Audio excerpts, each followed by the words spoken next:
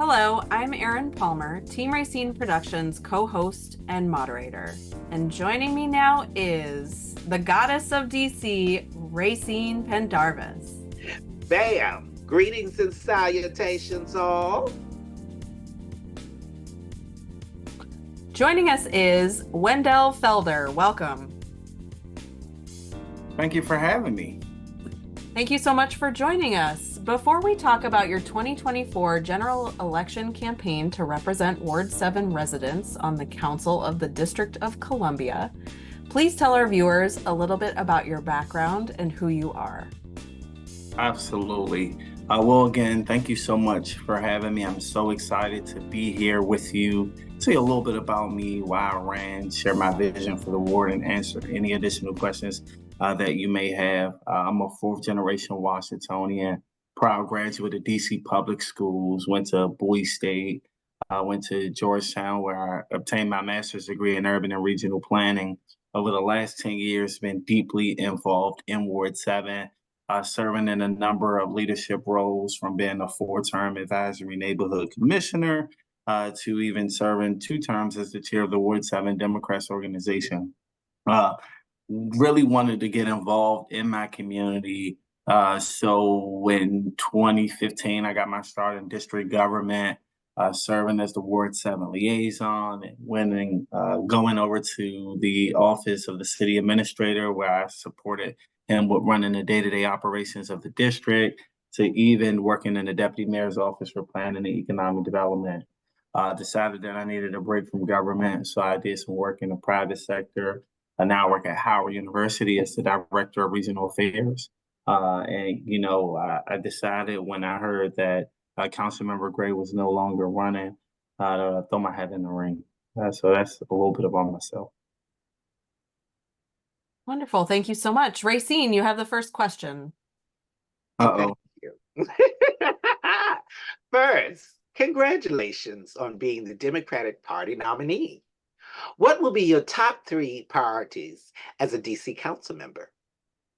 Well, that's a really good question, and I get that question quite often. My first big priority is economic development, trying to make sure that Ward 7 has a framework needed to really establish an economy. Secondly, I would say education. There's a lot of families who have to drive 45 minutes outside of Ward 7 to have access to quality education. So I really want to focus on investing in neighborhood schools and making sure that we attract and attain the district's best and brightest teachers. And then last but not least, I would say public safety, making sure that families feel safe. And there's no specific order. Those are my top priorities. So earlier this year, you were one of nearly a dozen Ward 7 candidates in a competitive race in the Democratic Party primary. What did you learn from that experience in particular? I've learned a lot. I think the biggest thing that I've learned, I learned two things that really stood out to me, or three things. The first thing is not taking anything for granted. Now, while I've been elected 6 times in Ward 7 prior to running for the council seat, I still knew that I had to get in front of people, knock on doors, make phone calls, do all the necessary things to yield my desired outcome. The second thing that I've learned was relationships. You cannot underestimate the importance of having good relationships. And then last but not least, being flexible during this process. There were 10 candidates in the race. After a while, folks' messages started to say the same. So recognizing that, hey, with any battle, metaphorically speaking, you gotta prepare for everything. So our team and I, we were prepared every round. We made the adjustments, and then we went right back out there to give everything we had. So those are the 3 things that I took away from that race. Do you have any views you want to share about ranked choice voting, given that you were in a race with so many competitors?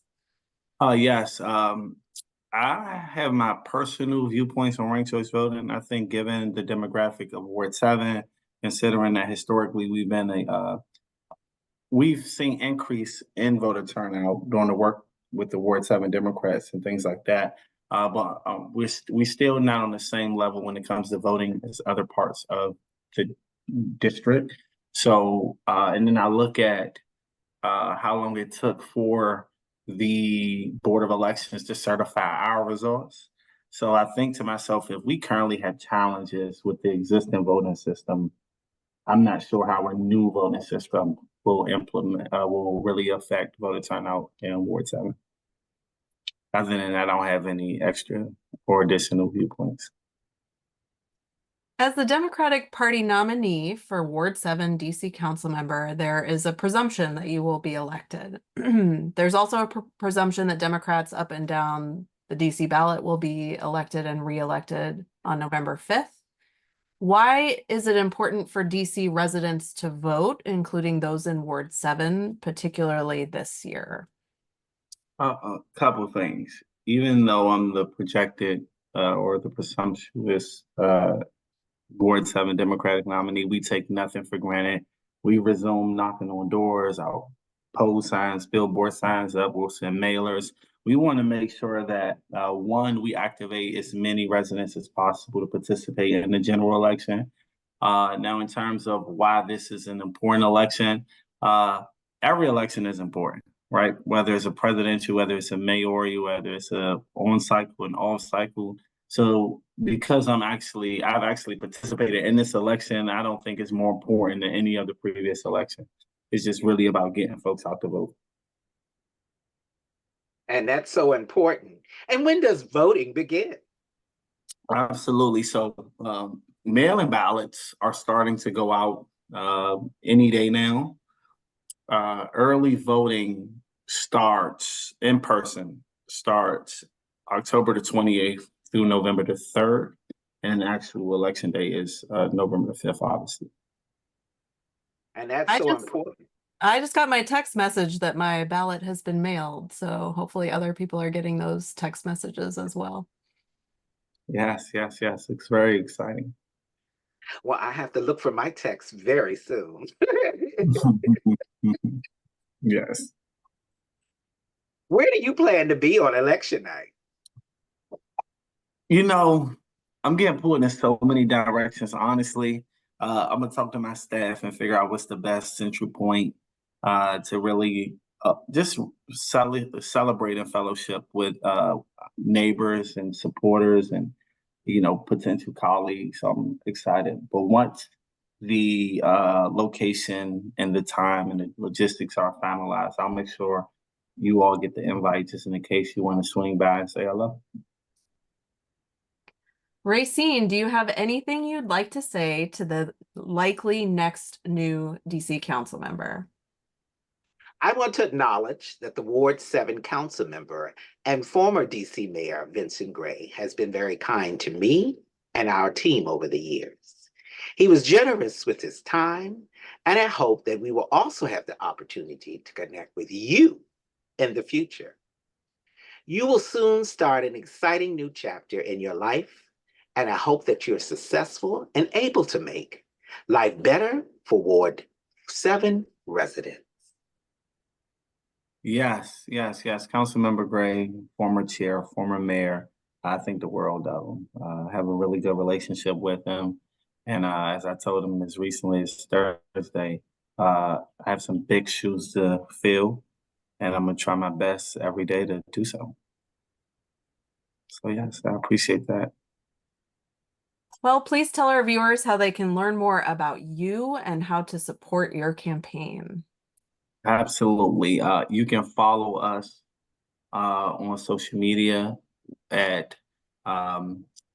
Wendell Forward 7.org, which is our Facebook, Instagram, Twitter page, or you can email us at or visit our website rather at www.wendellforward7 as well, or send us an email. Wonderful. Viewers, please look in the description below for links. Thank you so much for joining us, Wendell. We wish you all the best. Thank you for having me. Yeah. Thank you for joining us. Absolutely.